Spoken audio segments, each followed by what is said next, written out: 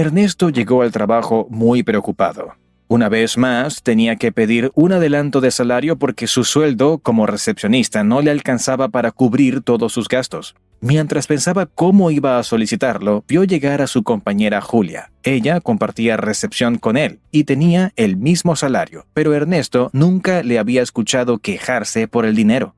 Ese día, Ernesto tomó valor y le preguntó a Julia cómo podía vivir sin deudas e incluso tomar 2 semanas de vacaciones todos los años, si ambos tenían un bajo salario. Ella le respondió que todos los meses, apenas cobraba, identificaba sus gastos habituales como la renta, los servicios y la comida, y los organiza dentro de la regla 50-30-20. 50% de sus ingresos para los gastos habituales o básicos, el 30% para los gastos personales y el 20% para el ahorro.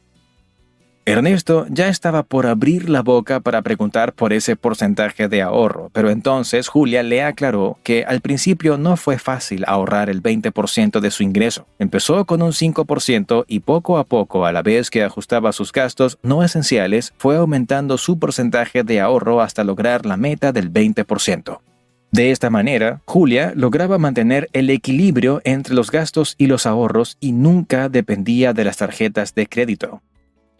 A Ernesto le encantó la idea de no depender de nadie para llegar a fin de mes, así que al mes siguiente intentó identificar sus gastos para aplicar esta regla. Se dio cuenta entonces de que, a diferencia de su compañera, él destina más de la mitad de su salario en gastos personales. Por ejemplo, había cambiado su celular por un modelo más nuevo 2 veces en el último año.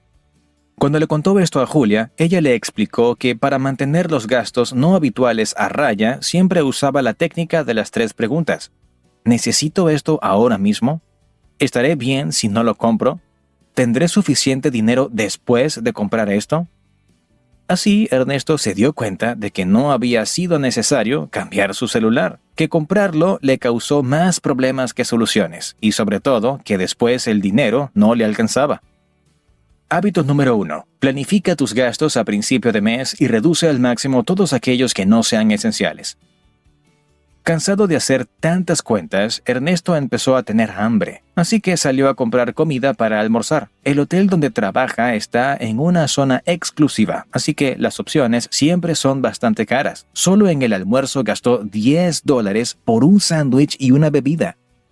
Cuando llegó al comedor, vio que José, el responsable de limpieza, estaba comiendo de un Tupperware o un envase. Había llevado la comida desde su casa. De hecho, olía y se veía muy rica. Ernesto le dijo a José que él había gastado $10 en un sándwich que no era para nada apetecible comparado con lo que veía en su Tupperware. Él, sorprendido, le dijo que para preparar su comida en casa solo había gastado $5. No solo eso, sino que además el recipiente en el que llevaba la comida era reutilizable, con lo cual de paso ayudaba a cuidar el medio ambiente al no tener que botar a la basura cada día recipientes desechables. De esta manera, José gastaba $5 menos por día en comida que su compañero.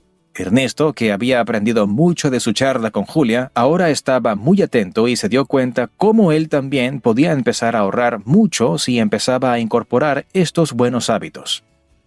Hábito número 2. Cuestiona todos tus gastos habituales y piensa si podrías reducirlos de alguna manera.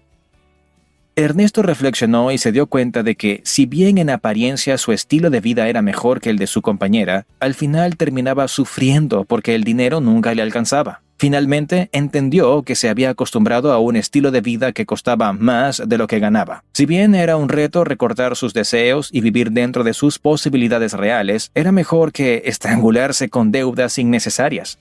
Por eso, empezó a buscar información para organizar sus ingresos. Mientras volvía de su trabajo, se puso a escuchar un podcast sobre finanzas y comenzó a aplicar una gran recomendación: eliminar todas las opciones de pago o rellenado automático de los datos de la tarjeta en los sitios en los que compraba con frecuencia. Así, tenía unos minutos más para frenar sus deseos y pensar en cuánto dinero estaba gastando antes de pulsar el botón de comprar. Hábito número 3. Vive acorde a tus posibilidades y no a tus deseos. Una tarde llegó un cliente del hotel a la recepción. Cuando Ernesto lo recibió y miró la base de datos, se dio cuenta de que había llegado 2 días antes. Le preguntó al cliente qué le había pasado y este le contestó que había tenido que adelantar su vuelo por una urgencia, así que pagaría 2 noches más.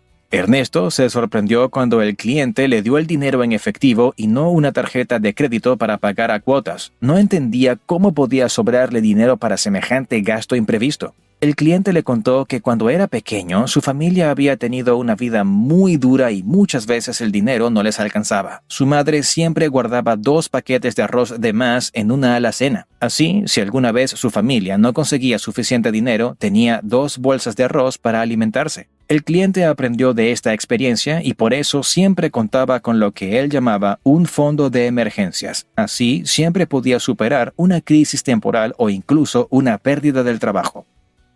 Hábito número 4. Ten siempre un fondo de emergencias para los gastos inesperados. Ernesto empezó a poner en práctica todo lo que aprendió. Dejó de comprar algunas cosas que le gustaban, pero que no necesitaba. Empezó a preparar su comida en casa, a administrar su dinero para no gastar más de lo que se gana, lo que le permitió empezar a hacer sus primeros ahorros con el propósito de crear su fondo de emergencias. Ahora no solo no tiene que pedir más adelantos ni dinero prestado, sino que está organizando sus próximas vacaciones. Eso sí, sin generar deudas. Ahora coméntanos si incorporas algunos de estos hábitos para tener una economía saludable. Y si tienes otros, compártelos con nosotros. Hasta el próximo video.